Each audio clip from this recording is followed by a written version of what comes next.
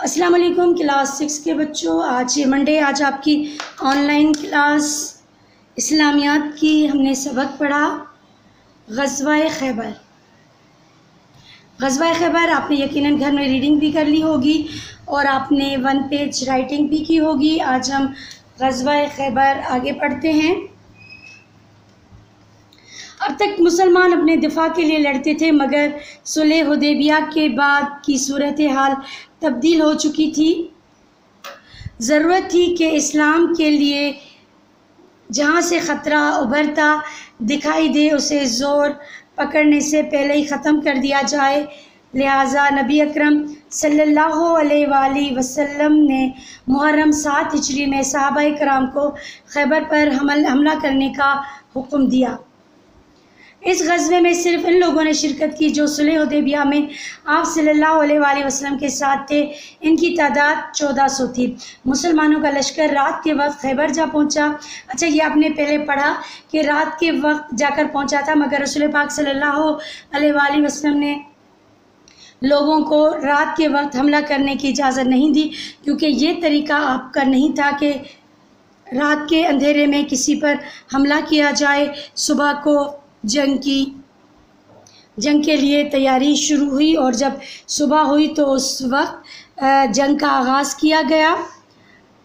अच्छा, अब मरहब नहायत तकब्बुर के साथ तलवार लहराता हुआ आगे बढ़ा। मरहब जो था ये यहूदियों का, यहाँ पे हमने पढ़ा कि यहूदियों ने हज़रत अली रज़ियल्लाहु ताला अन्हु को दावत को ठुकरा दिया और अपने सरदार मरहब की क़यादत में लड़ने के लिए तैयार हो गए। मरहब जो है वो यहूदियों का सरदार था, ठीक है।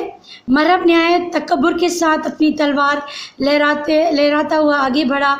वो फ़ख्र व गुरूर के साथ अरबी अशार पढ़ रहा था, जिनका मतलब था खैबर को मालूम है कि मैं मरहब हूँ, हथियार पोश, बहादुर और तजर्बेकार। वो अपनी तारीफ़ करता जा रहा था। इसके मुकाबले के लिए इस्लामी लश्कर में हज़रत आमिर रज़ियल्लाहु ताला अन्हु निकले, मगर वो शहीद हो गए। उनके बाद हज़रत अली रज़ियल्लाहु ताला अन्हु ये कहते हुए आगे बढ़े, मैं वो शख्स हूँ कि मेरी माँ ने मेरा नाम हैदर रखा है, जंगल की शेर की तरह खौफनाक। यानी जैसे मरहब शेर पढ़ता हुआ आ रहा था, इस तरह से जब हज़रत आमिर गए तो वो शहीद हो गए, मगर बाद में हज़रत अली भी इसी तरह से ये कहते हुए आगे बढ़े। हज़रत अली के अल्फाज थे। हज़रत अली रज़ियल्लाहु ताला अन्हु ने मरहब के सर पर तलवार की ऐसी कारी ज़रब लगाई कि वो वहीं ढेर हो गया। मरहब कत्ल हो गया। ठीक, मरहब के कत्ल हो जाने के बाद यहूदियों के हौसले पस्त हो गए, यानी उनके हौसले नीचे पड़ गया, ख़त्म हो गए और किला नाम फतह हो गया। यहूदी किले से निकलकर चुपके किला साहब में चले गए। उस किले के सामने भी मुसलमानों और यहूदियों में बड़ा ज़ोरदार मुकाबला हुआ, जिसमें मुसलमानों को फतह हासिल हुई। फिर यहूदी किला ज़ुबैर में जमा हो गए, यहाँ भी उन्होंने शिकस्त खाई। यहूदियों ने दूसरे किलों में महसूर होकर मुसलमानों से मुकाबले की कोशिश की, मगर मुसलमानों ने कहीं भी उनके कदम जमने ना दिए। इस तरह वो छोटे छोटे उनके किले बने हुए थे। इस तरह खैबर के सारे किले फतह हो गए। यहूदियों ने शिकस्त तस्लीम कर ली और दर्ज झेल शराइत पर मुसलमानों के साथ मुआहिदा किया। किले में जो फ़ौज है उसकी जान बख्शी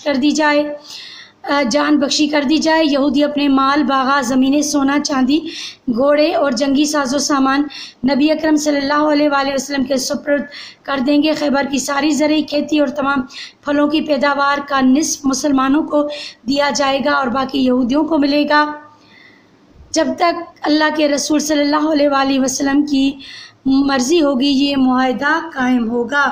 अच्छा, इस जंग के जो नताइज निकले वो नताइज ये थे, कुरैश और यहूदियों पर मुसलमानों का रौब और दबदबा कायम हो गया और आइंदा मुसलमानों के ख़िलाफ़ जाने की जुर्रत ना कर सके। मुसलमानों पर यहूदी जारियत का ख़ात्मा हो गया। इस्लामी रियासत की हुदूद में इजाफ़ा हुआ, मुसलमानों की खुशहाली में इजाफ़ा हुआ। हज़रत आयशा रज़ियल्लाहु ताला अन्हा ने फरमाया, जब खैबर फतह हुआ तो हमने कहा अब हमें पेट भर खजूर मिलेगी।